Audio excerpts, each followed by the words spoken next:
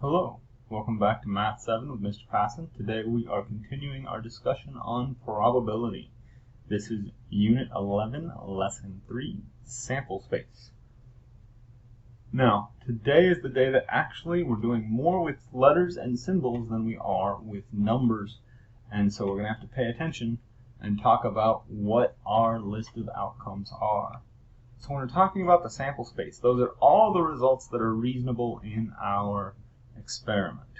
So the sample space describes all the possible outcomes of an event. Okay? The sample space can be displayed with lists, tables, tree diagrams, to determine the probability of simple or compound events.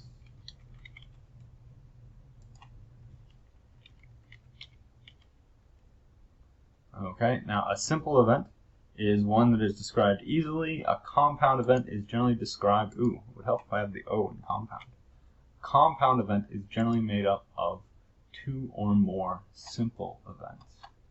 Okay? The New England Patriots and Dallas Cowboys are playing. What are the possible outcomes? Well, we can say either the Patriots win, Patriots, oops.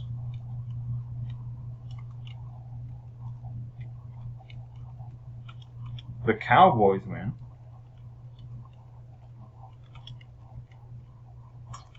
or there is a tie. And yes, ties can happen in football, even though they are very rare. When we roll a number cube, so a number cube is rolled, what are the possible outcomes? Well, you could get a 1, a 2, a 3, a 4, a 5, or a 6. Now, you could say, oh, well, it fell off the table and it's tilted at an angle and it's between 2 and a 3. There's all sorts of weird occurrences that are very rare, that don't happen all that often, and we might decide to exclude from our model. So in this case, we're going to think of this set of numbers as the set of outcomes. Okay? Now, let's think of the possible outcomes here.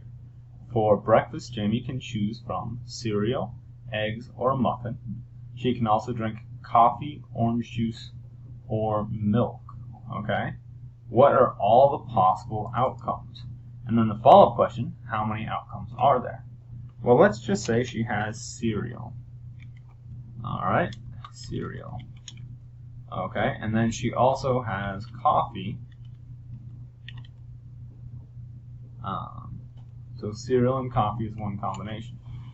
But she could also have cereal and OJ. She could also have cereal and milk. So those are three possible outcomes. She could have eggs and coffee, eggs and OJ, eggs and milk. And finally, she could also have I'm running out of space. So actually, I want to make another. Let me just shrink this one over and copy it and put it here. So our last option is if we replace all the cereals with muffin.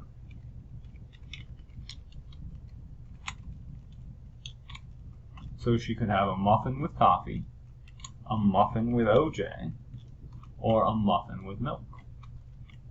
Right, so there are 1, 2, 3, 4, 5, 6, 7, 8, 9 options. And you might notice it was the number of options for the first choice times the number of options for the second choice. Okay. This list is the sample space. The number of options, 9 options, is just a count of how many outcomes are possible. So remember, the sample space is the list of outcomes. This number is just asking how many outcomes there are. Okay? So now we've got another one here, and we can think of at the registration, or at Registration, a student can select from Spanish or German class, as well as art, music, or theater. So they have to take a language class, and then they can take one of these sort of art classes. Musical art, drawn art, or performance art. Okay, now we're going to look at a different way to do it. So for their first option, we said there was their language choices. And we said it was Spanish or German. Then for our second option, second choice that they had, they could choose an art form. So we had art, music, theater. And actually, let me put these all together, because we're going to do something kind of slick here. So I'm going to make these texts kind of tiny and repeat them a bunch.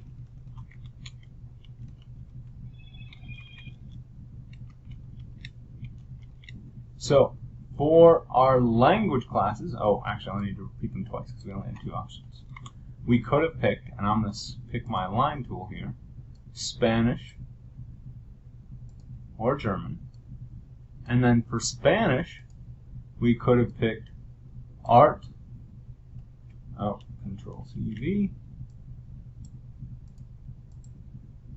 come on, music,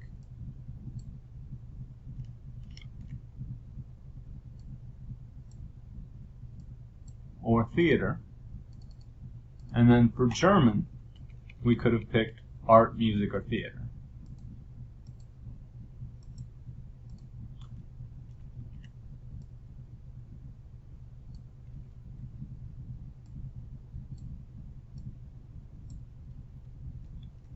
And man, this is a terrible way to move all this stuff around.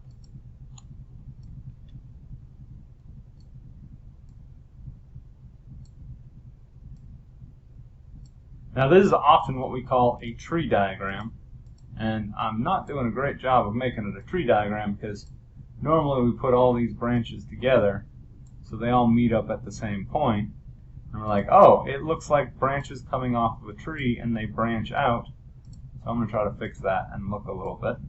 So we could say, oh, well, you could pick Spanish, and then there's three options from there. You could pick German, there's three options from there. So the total number of options are how many leaves are on this last branch, and we've got 6 options, 6 outcomes. Okay? And this tree diagram lists all of the possible ways of going about it. Okay? Likewise, we can do that here. So we've got a fair coin is tossed 3 times. What are all the possible outcomes? And how many total outcomes are possible? So we could have heads or tails the first time.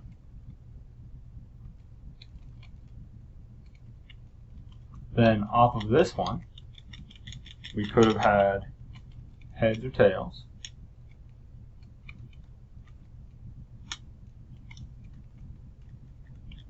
And off of this one, we could have had heads or tails.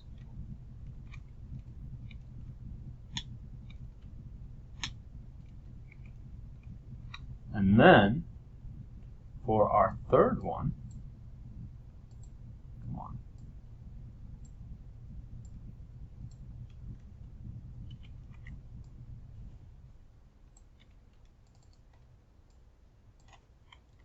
Well, we could have had heads or tails, then heads or tails, then heads or tails, then heads or tails, right? So if we draw our diagram, this one went to here, and this one went to here, and then this one could go to here, and this one could go to here. And if I take those and duplicate them and move them down, That is, if I grab the right thing. So grab that, and that, not that, and that, and then move those. I'm going to pause this and get everything in place. So now we can see all the outcomes, and now it looks a little bit more like a branching tree. And you see that heads, heads, heads, heads, heads, tails, heads, tails, heads, heads, tails, tails, tails, heads, heads, tails, heads, tails, tails, tails, heads, and tails, tails, tails. There are 1, 2, 3, 4, 5, 6, 7, 8 outcomes here. So there are 8 possible outcomes. And this is often called our tree diagram. Okay? Now, let's go ahead and look at page 2. Alright? Amanda will roll a number cube and flip a coin. If Amanda rolls the number cube once and flips the coin once, then what are the possible outcomes in which the number cube lands on an odd number? Alright, so we're thinking of, well, it could land on a 1 and she could get a heads. It could land on a 1 and she could get a tails. It could land on a 3 and she get heads. A 3 and she get tails. It could land on a 5 and she get a heads. It could land on a 5 and she get a tails. So those are all the possible outcomes that have the number cube land on an odd number, and it accounts for both the number cube and the flip. Let's read this one. The 2 spinners below are spun at the same time. What are all the possible outcomes of the 2 spins? Well, you could get a 1 with yellow, a 1 with red, a 1 with blue, and then a 1 with orange. Or you could get a 2 with yellow, a 2 with red, a 2 with blue, or a 2 with orange. Alright, so those are our 8 outcomes. Create a tree diagram and use it to answer the following questions. Okay, a clothing line has shirts in red, blue, or white, and pants in gray or khaki. How many different combinations can be made with the clothing line? So we've got our, one moment, let me edit it, whatever, we're going to go. It can be red and blue or white, and then for the pants we've got gray or khaki, then gray or khaki, then gray or khaki, right? And if we add our lines, which is again going to take me a little bit, so I'm going to pause it. So I got a little faster at that, and you'll see that there are 1, 2, 3, 4, 5, 6 outcomes on the bottom. So 6 combinations. And again, there were 3 options here, and then 2 options off of each one of these, so that was 3 times 2. Okay, now we can do the same thing here. Let's see if we can jump to figure out the answers without drawing the tree diagram. So we have 2 options for our first choice. Then our second choice will be leather or cloth, so that's 2 options for our second choice. And then we've got 1, 2, or 3 options for our third choice. So we have got 2 times 2 times 3 possible outcomes. So that is 12 outcomes. Okay. Notice I figured out the number of outcomes without actually doing the whole diagram, and I was just paying attention to how many options I had each time. Alright. Sergio tosses a 2-sided red and yellow counter chip.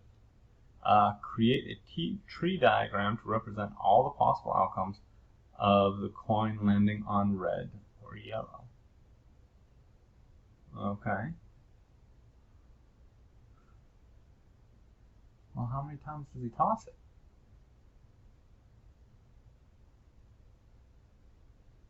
I guess it depends on how many times he tosses it, what ours is going to look like. Because it'll get longer as we do more options. So we could think of the first one being red, and the second one being yellow, or the first one being yellow, and then I'm going to shift those to the middle, and then this one could be, the second toss could be red or yellow, and just like this one, the toss could be red or yellow. Then the third toss, well, it could be red or yellow, and this one could be red or yellow. This one could be red or yellow, and this one could be red or yellow. And we could do another toss if we wanted, red, yellow, red, yellow, red, yellow, red, yellow, red, yellow, red, yellow, red, yellow, red, yellow. But you'll notice that there's going to be 2 additional options each time. Let's see if I can select all these things, grab them. Oh. Move them down a bit. Make them work for me. Nope, probably not going to happen. Alright, so I'm going to just grab my paint tool because this is so much faster. So we've got this one, this one, this one, and these 2. And you could do the one where it's, oh, the first toss could be red or yellow. So there is our tree diagram, okay? Summarize what we've covered today. See if you can work on the assignment, and I'd like you to ask questions because this is a bit weird, and I want to make sure that you get some practice with it and you understand how to apply it.